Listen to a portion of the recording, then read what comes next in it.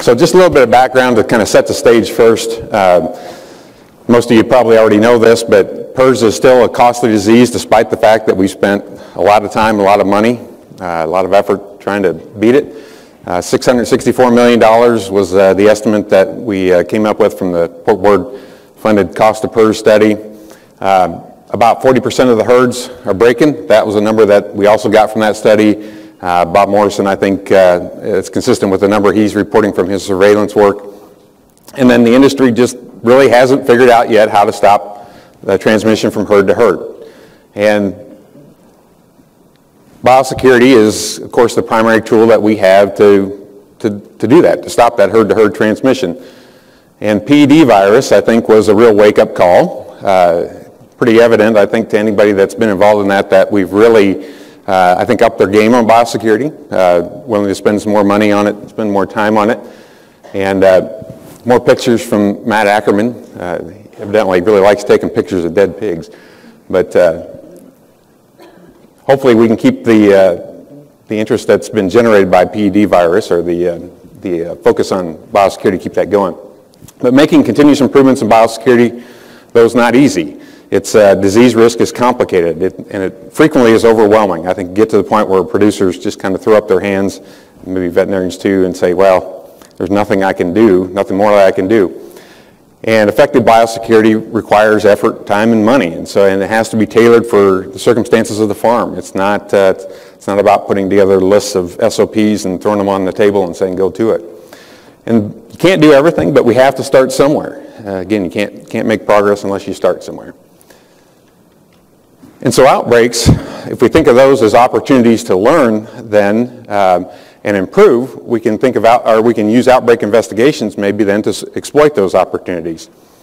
And hopefully what we'll do is identify gaps in biosecurity where we can make changes and improve those. Very rarely we'll identify or determine the exact source of the virus or figure out how it got in, but it doesn't matter. The point is that we're looking and we're identifying gaps, and while things are hot, and we have an opportunity to examine what just happened. And Tim stole my Winston Churchill quote this morning, so my intention is to skip that. There we go. Frequently, the most meaningful learning occurs in the field, and so the key here is that, in my opinion, it's the veterinarian and the producer who are in the best position to learn from observing and recording what happened.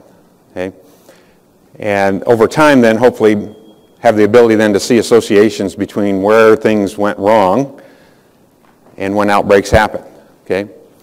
So that means it's not somebody from the university going out there, it's the veterinarian and the producer. So how do we get them in the field? How do we get them out there to do that? And the idea is then to help them learn more rapidly from, we'll call them mistakes, help them learn from what went wrong.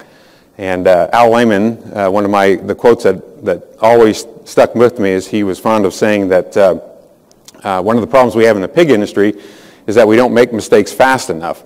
And I think the first time I heard that even, I thought, that doesn't seem right, because I think, we make mistakes plenty fast. We make them all the time, but we just don't learn from them very well when they do happen. And so the idea here is to create a program then to help learn from our mistakes. And so one of the things that we recognized here then was that in the context of regional PRRS projects, then there may be a real advantage to doing outbreak investigations for those, because you've already got agreements in place to share information and to share data.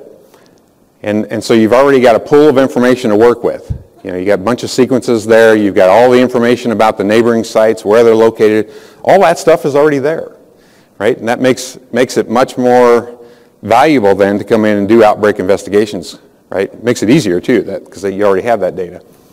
And then, when you learn things from those, then there's also the opportunity to share that information, okay?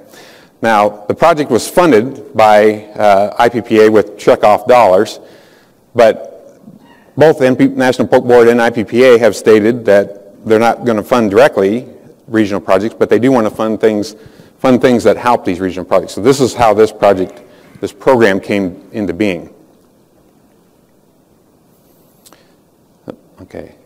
All right. So the objective then of the program was to develop a program, an outbreak investigations program for breeding herds. And the idea there is then that I think we're trying to help the veterinarian and the producer do these, but not do them for them. So most veterinarians, I think, recognize the value of outbreak investigations of doing them.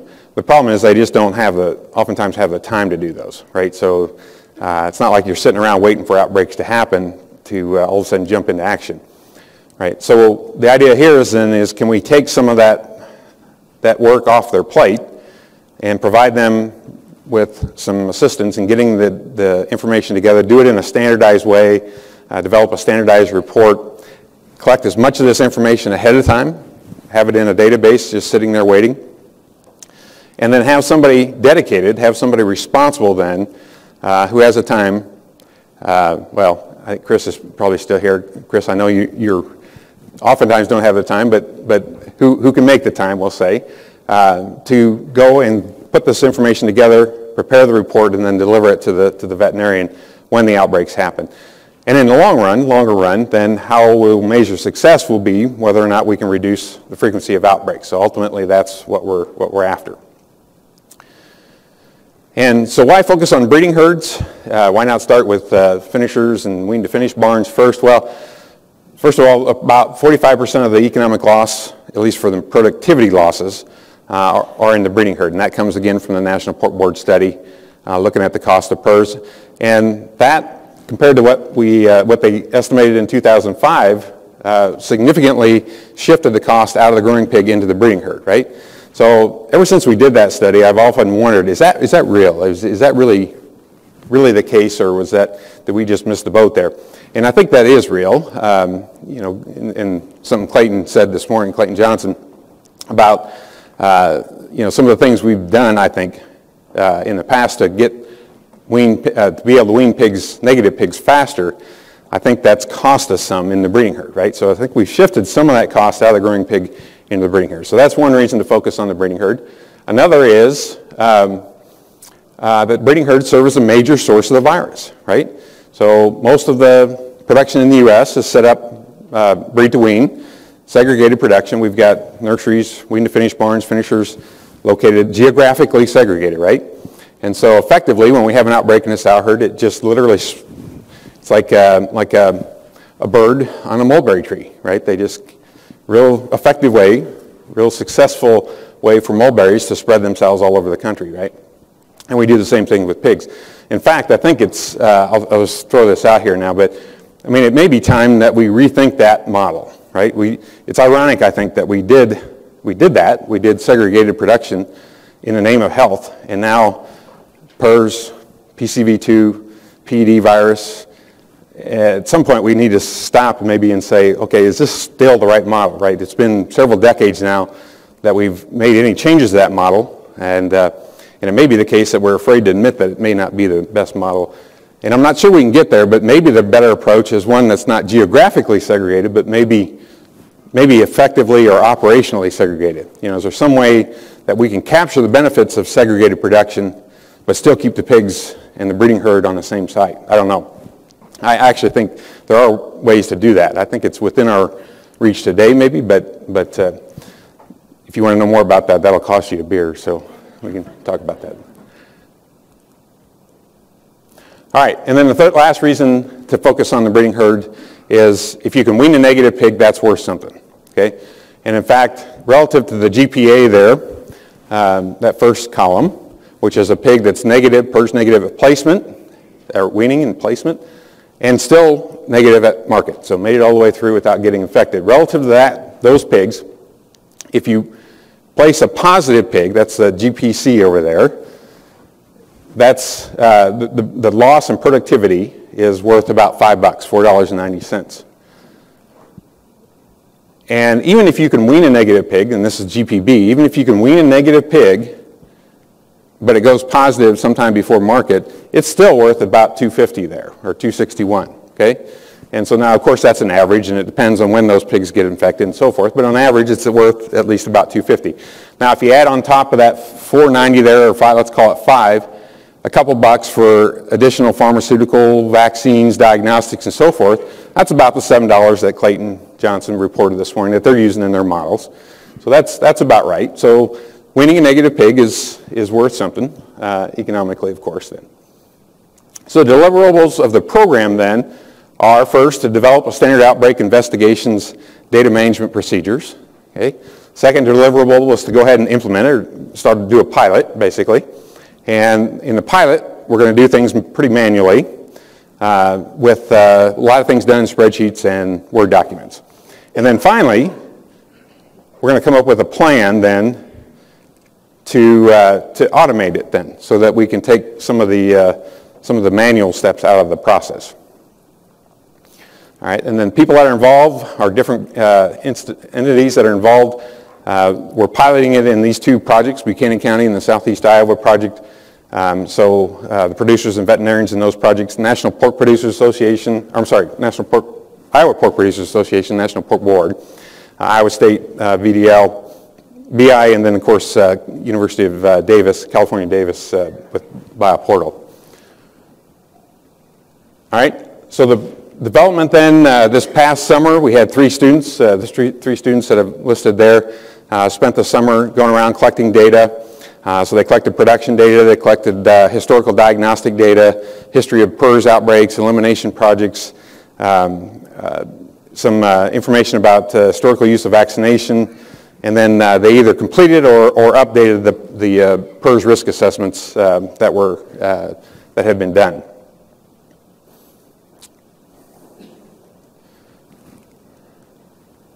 Okay, and here's a screenshot of the cover page here of the report that we prepare. And basically, all of the information that gets populated in that report, then I think of it kind of 2 categories. One is the data that we already have, so that was what was collected over the summer or what the regional project coordinators have already in place. And then the second set of data is what I call the scramble data. That's the data that we can't get until the outbreak happens. So it's information about the current outbreak. It's the PRRS status and sequences of PRRS isolates from other farms in the region, which is going to change over time, and so we need to get that, make sure that's current. And then weather data. So we go back, we try to figure out about where the outbreak occurred, and then we go back 6 weeks and we look at weather data, and we pull that in. So those are the types of things we call scramble data that we have to go out and find before we get them populated in the report. And then what the report looks like then, there's basically 3 sections. So this is the first section here. It's a history of the outbreak, past outbreaks and virus elimination projects.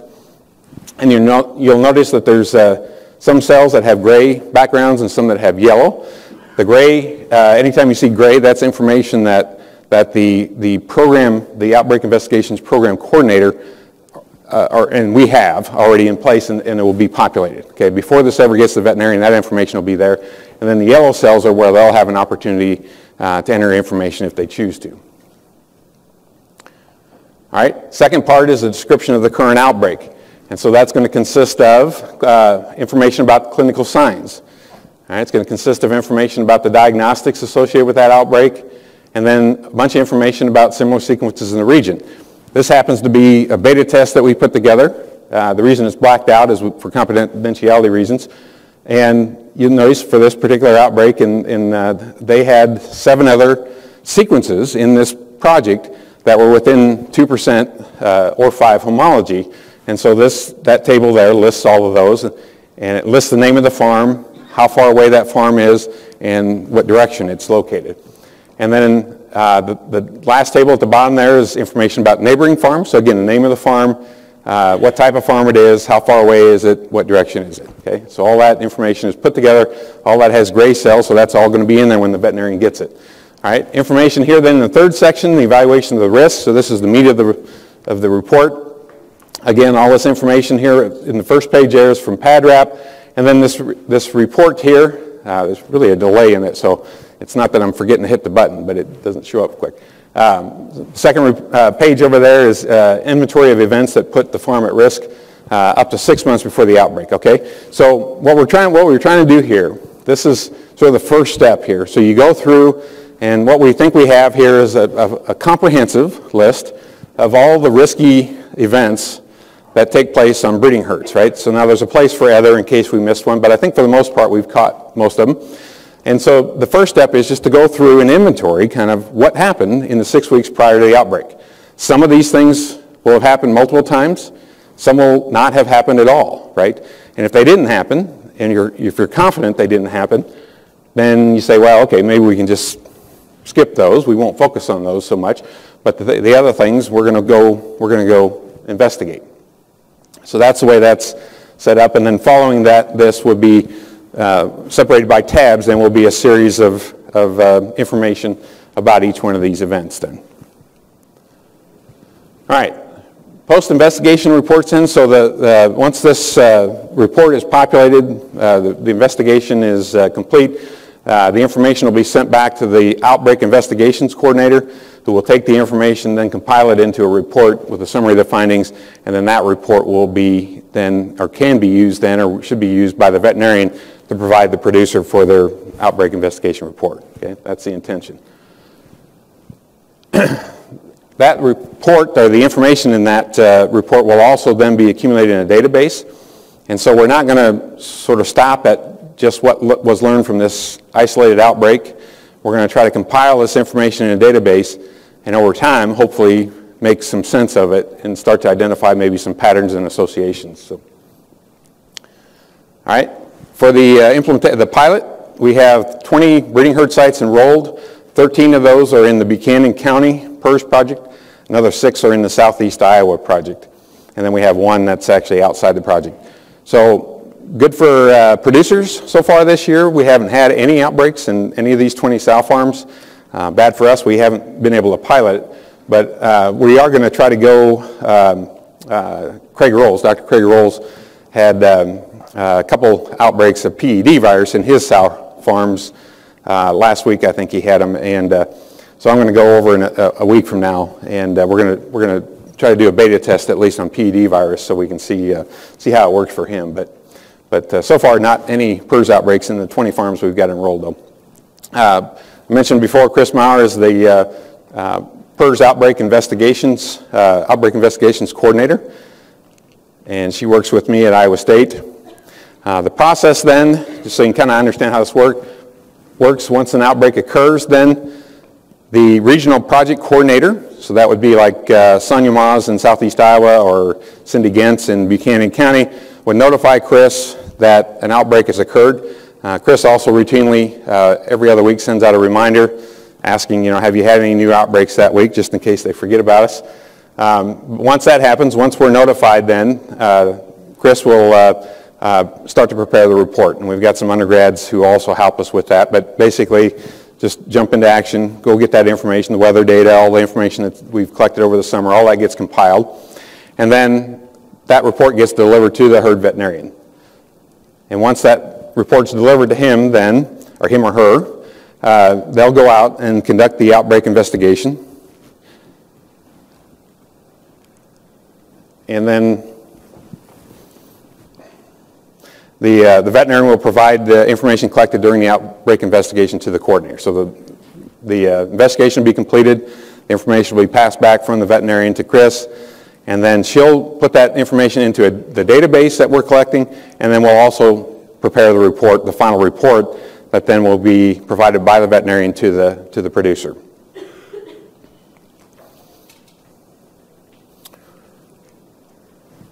Okay. And then a couple other things that were sort of tacked on to this program late in the process, but I think are good ideas. You'll notice that we collected production information. You might have been wondering why are we collecting production information. Well, one of the things that they want us to do is to sort of track what happens after the outbreak, right? So what is the impact on productivity, and then put an economic value on that too. So we're going to try to do that. And then the other thing is they would like us to look at the duration of weaning. Now, we don't have money in the budget for this to actually do any diagnostics, so we're at the mercy of the veterinarian and the producer to monitor that and see how long the farms are still unstable. But we are going to try to track that to the best of our ability.